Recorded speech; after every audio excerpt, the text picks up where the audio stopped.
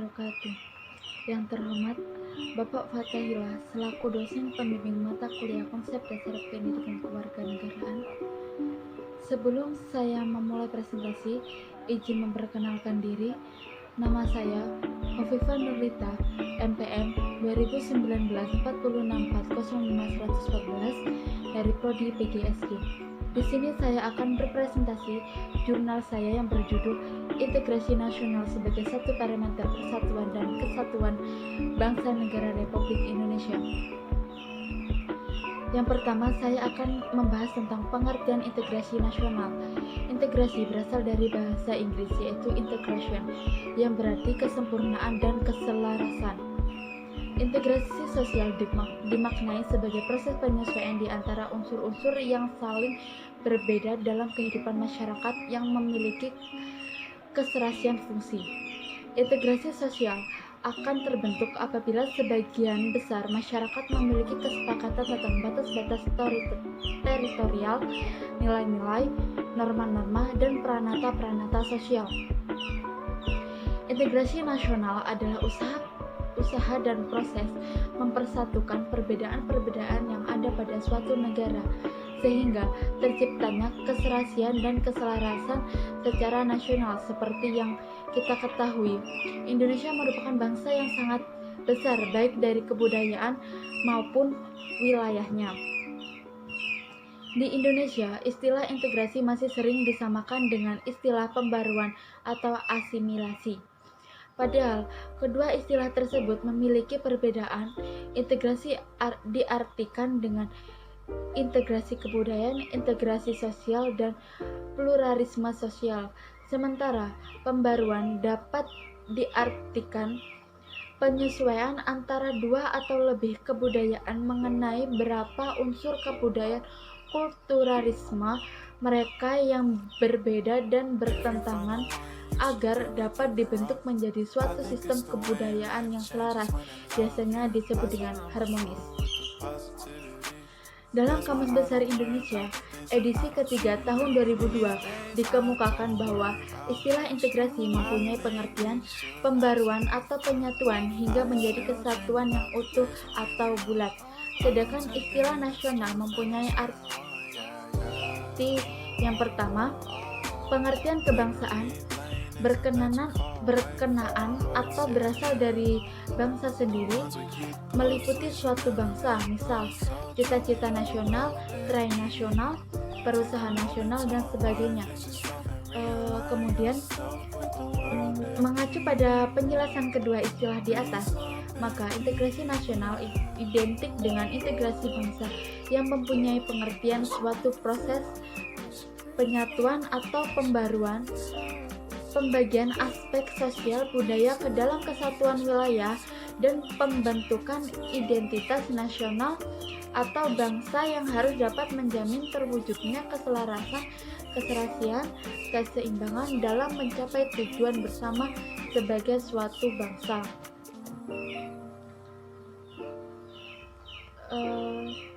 Kemudian Myron Winner dalam Jauhardi 2014 memberikan 5 definisi mengenai integrasi, yaitu yang pertama, integrasi menunjuk pada proses penyatuan berbagai kelompok budaya dan sosial dalam satu wilayah dan proses pembentukan identitas nasional.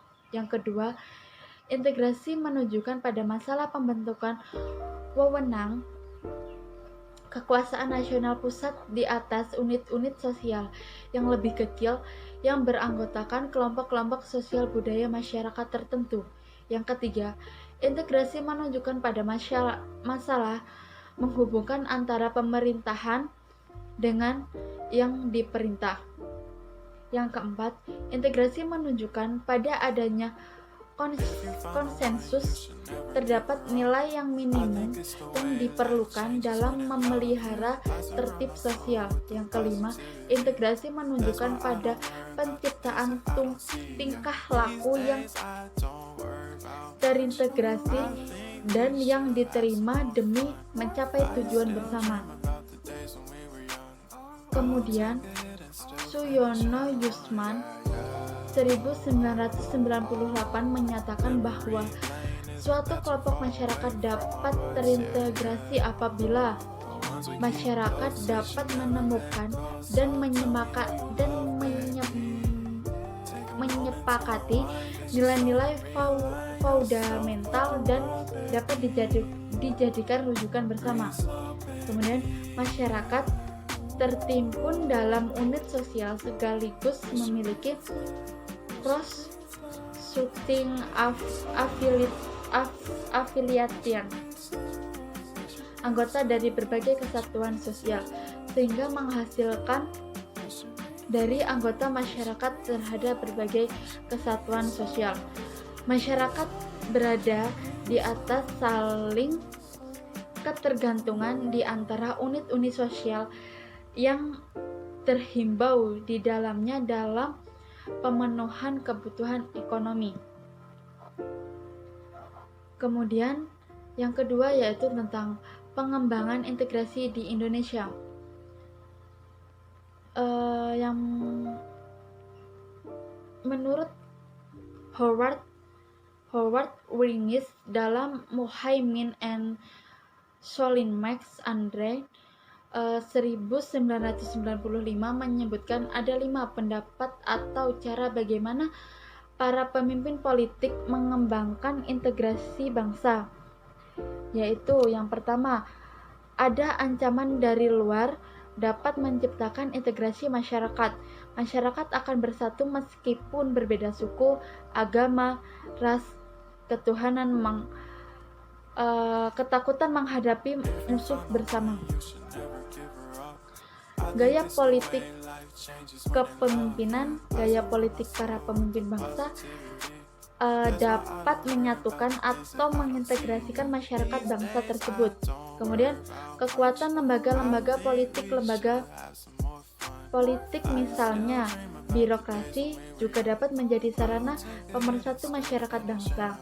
Kemudian, integrasi nasional merupakan seperangkat nilai-nilai yang diterima dan disepakati. Kesepakatan pembangunan ekonomi. Jika pembangunan ekonomi berhasil dan menciptakan keadilan, maka masyarakat bangsa tersebut menerima sebagai satu kesatuan kebijakan strategi yang sebaiknya dilakukan di Indonesia, antara lain memperkuat nilai bersama, membangun fasilitas, menciptakan kebersamaan, memperkokoh lembaga politik, membuat organisasi untuk bersama, mewujudkan kepemimpinan yang kuat, menghapus identitas lokal, membaurkan antara tradisi dan budaya lokal, menguatkan identitas nasional. Kemudian yang ketiga yaitu tentang pentingnya integrasi nasional. Masyarakat yang terintegrasi dengan hak merupakan harapan bagi setiap negara, sebab integrasi masyarakat merupakan kondisi yang diperlukan bagi negara untuk membangun kejayaan nasional demi mencapai tujuan yang diharapkan. Ketika masyarakat suatu negara senantiasa diwarnai oleh pertentangan atau konflik, maka akan banyak kerugian yang diderita, baik kerugian berupa fisik material seperti kerusakan sarana dan prasarana yang sangat dibutuhkan oleh masyarakat, maupun kerugian mental spiritual seperti perasaan kekhawatiran, cemas, ketakutan, bahkan juga tekanan mental yang berpanjangan. Integrasi masyarakat yang sepenuhnya memang sesuatu yang tidak mungkin diwujudkan, karena setiap masyarakat di samping membawakan potensi integrasi juga menyiapkan potensi yang mengintegrasi. Sebaiknya perbedaan-perbedaan yang ada dalam masyarakat seperti perbedaan suku, perbedaan agama, perbedaan kebudayaan, dan perbedaan kepentingan dalam menyimpan potensi konflik terlebih apabila perbedaan itu tidak dikelola dan disikapi dengan cara dan sikap yang tepat. Al-Haki 2001 mengemukakan ada beberapa faktor yang perlu diperhatikan untuk membangun wawasan kebangsaan Indonesia yang solid dan integrasi yang mantap serta kokoh. Kemampuan dan kesadaran bangsa dalam mengelola perbedaan sara dan keanekaragaman budaya dari adat istiadat yang tumbuh dan berkembang di wilayah Nusantara. Kemampuan mereaksi penyebaran ideologi asing, dominasi ekonomi asing, serta penyebaran globalisasi dalam berbagai aspek dunia memang selalu berubah seirama dengan perubahan masyarakat dunia. Kemudian dinamika dan tantangan integrasi nasional. Nah, ini dinamika integrasi nasional di Indonesia sejak kita bernegara pada tahun 1945. Upaya pembangunan integrasi secara terus-menerus dilakukan. Terdapat banyak perkembangan dan dinamika dari integrasi terjadi di Indonesia. Dinamika integrasi sejalan dengan tantangan zaman waktu itu. Dinamika itu bisa kita contohkan peristiwa integrasi berdasarkan 5 jenis integrasi sebagai berikut. Yang pertama yaitu integrasi bangsa, integrasi wilayah, integrasi nilai, integrasi elit massa, dan integrasi tingkah laku atau perilaku integrasi. Kemudian tantangan dalam membangun integrasi. Dalam upaya mewujudkan integrasi Indonesia, tantangan yang dihadapi tantangan dari dimensi horizontal dan vertikal. Dalam dimensi horizontal, tantangan yang berakar pada perbedaan suku, agama, ras, dan geografi. Sedangkan dalam dimensi vertikal, tantangan yang ada adalah perubahan celah perbedaan antara elit dan massa, di mana latar belakang pendidikan kekokohan menyebabkan kaum elit berbeda dari massa yang cenderung perbedaan tradisional atau dari pandangan tradisional. Massa yang berkenaan dengan dimensi vertikal lebih sering muncul ke permukaan setelah pembaruan dengan dimensi horizontal, sehingga hal ini memberikan kesan bahwa dalam kasus Indonesia dimensi horizontal lebih menonjol daripada dimensi vertikal. Terkait dengan dimensi horizontal ini, salah satu persoalan yang dialami oleh negara-negara berkembang termasuk Indonesia dalam mewujudkan integrasi nasional adalah masyarakat primordialisme yang masih kuat. Titik pusat goncangan primordial biasanya berkisar pada beberapa hal, yaitu masalah hubungan daerah atau kesukuan, jenis bangsa atau ras, bangsa, daerah, agama, dan kebiasaannya. Terkait dengan dimensi vertikal, tantangan yang ada adalah kesediaan para pemimpin untuk terus-menerus bersedia berhubungan dengan rakyatnya, pemimpin maupun mendengarkan keseluruhan masyarakat maupun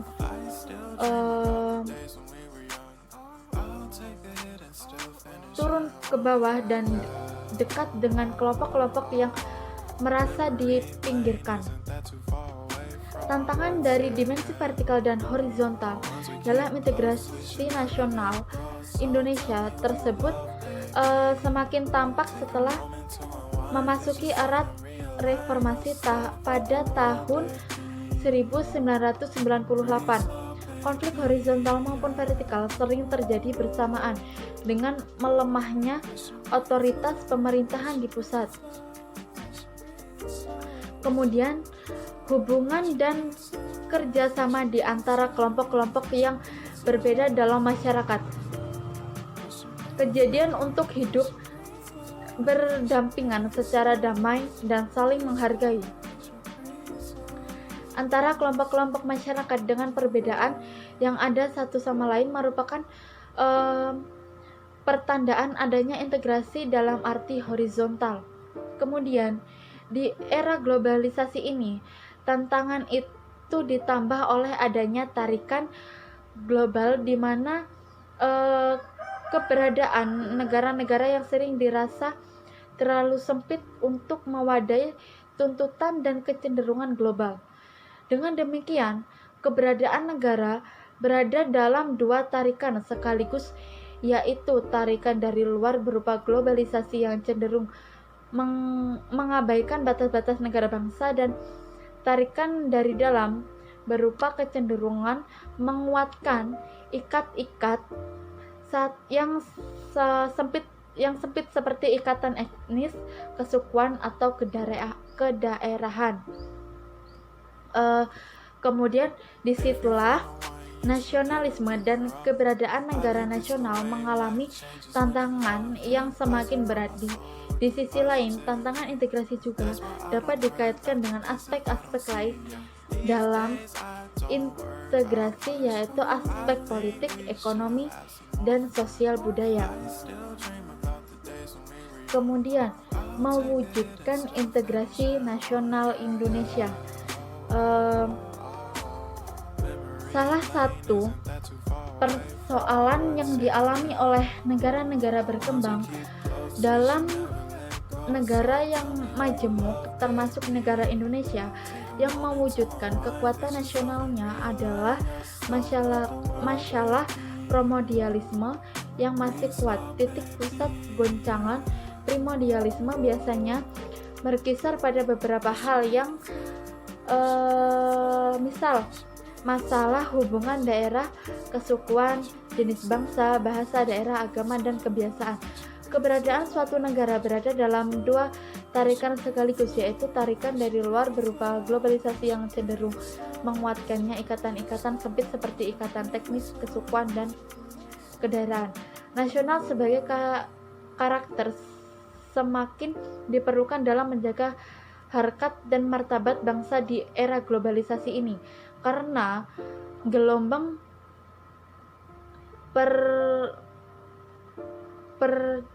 perbedaan kesejahteraan ditandai oleh semakin kaburnya batas-batas teritorial negara akibat pengembaraan informasi global yang nyaris tanpa hambatan yang dihadirkan oleh jaringan-jaringan teknologi informasi dan komunikasi. Kemudian faktor-faktor integrasi.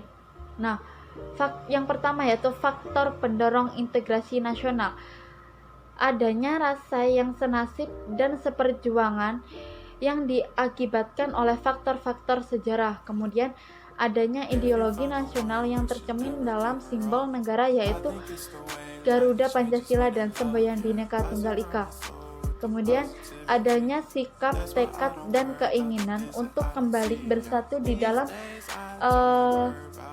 kalanan bangsa Indonesia seperti yang telah dinyatakan di dalam Sumpah Pemuda.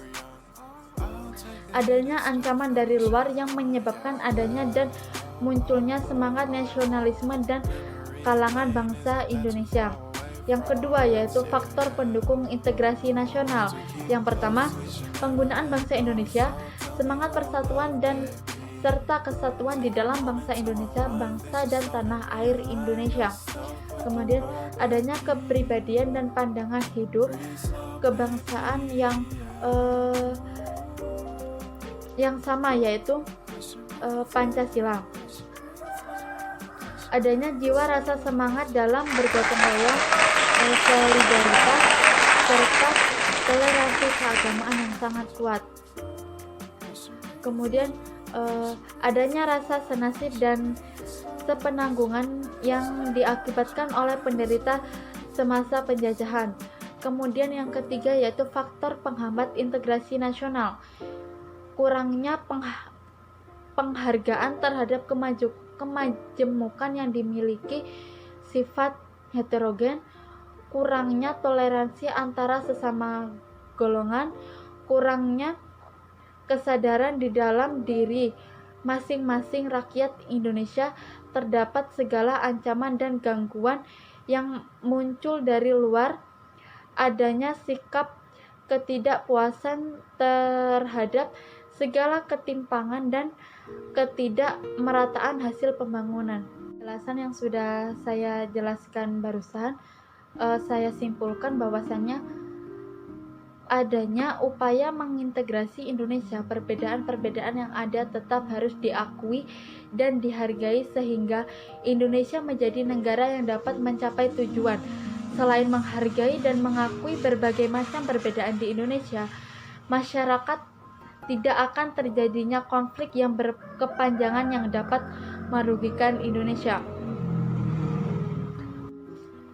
Cukup sekian presentasi saya tentang integrasi nasional sebagai satu parameter persatuan dan kesatuan bangsa negara Republik Indonesia. Sebelum saya tutup presentasi dari saya mohon maaf jika ada kesalahan dan kepada Allah saya mohon ampun. Saya akhiri. Wassalamualaikum warahmatullahi wabarakatuh.